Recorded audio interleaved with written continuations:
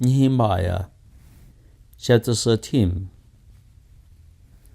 On that day, the book of Moses was read aloud in the hearing of the people.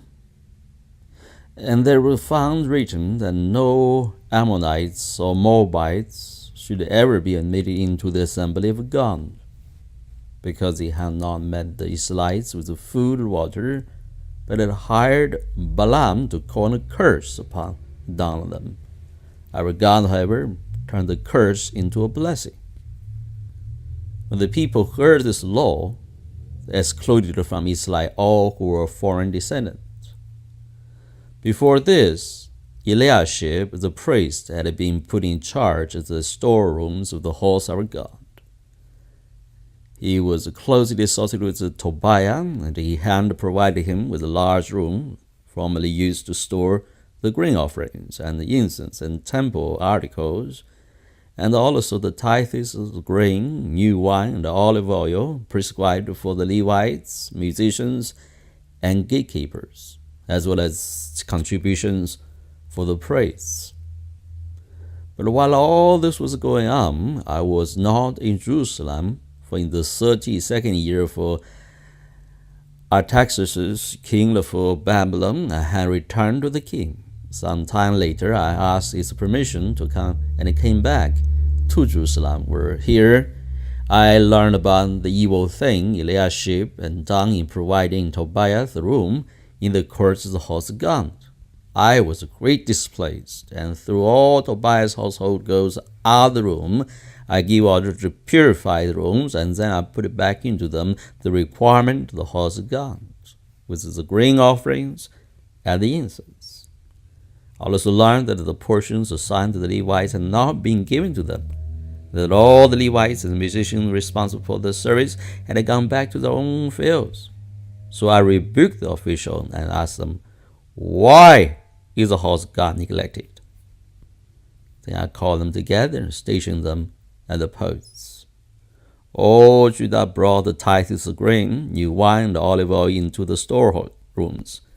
I put Shelemiah, the priest, Zadok, the scribe, the Levite named Pedaiah in charge of the storerooms, and made Hanan, son of Zachar, the son of Mattaniah, their assistants, because they were considered trustworthy. They were made responsible for distributing the supplies to their fellow Levites. Remember me for this, my God, and do not blot out what I have so faithfully done for the house of my God and his services. In those days, I saw people in Judah treading wine presses on the Sabbaths, and bringing grain, loading it on donkeys that go with wine, grapes, figs, and all other kinds of loads. And they would bring all this into Jerusalem on the Sabbath.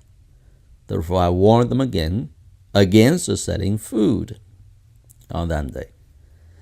People from Tyre who lived in Jerusalem were bringing fish and all kinds of merchandise and selling them in Jerusalem on the Sabbath to the people of Judah.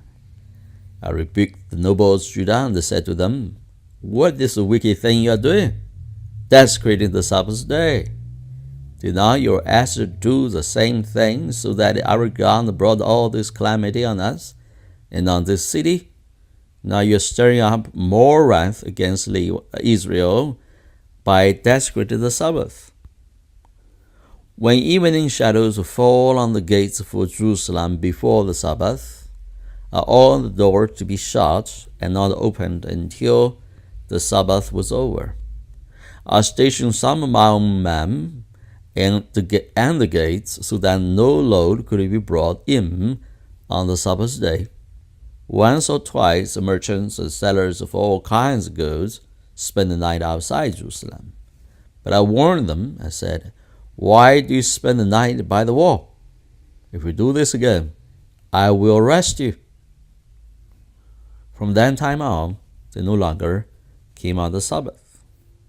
Then I commanded the Levites to purify themselves, to go and guard the gates in order to keep the Sabbath day holy. Remember me for this also, my God, and show mercy to me, according to your great love.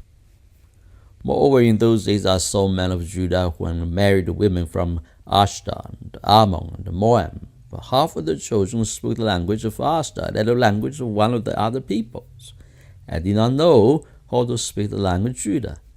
I rebuked them and called curses upon them.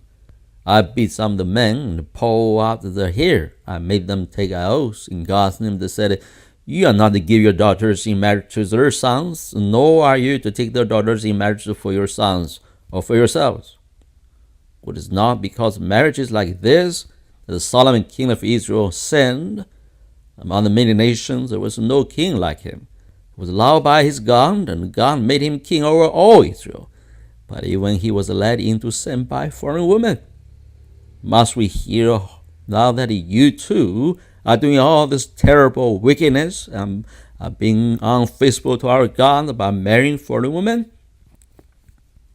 One of the sons of Joiada, son of Eliashib, the high priest, was the son-in-law of Shabbalat, the Haronites, and I draw him away from me. Remember them, my God, because to defile the priestly office and the covenant of the priesthood and of the Levites. So I purify the priests and the Levites of everything foreign, and assign them duties, each to his own task. I also made provision for contributions of wood at designated times and for the first fruits. Remember me with a favor, my God.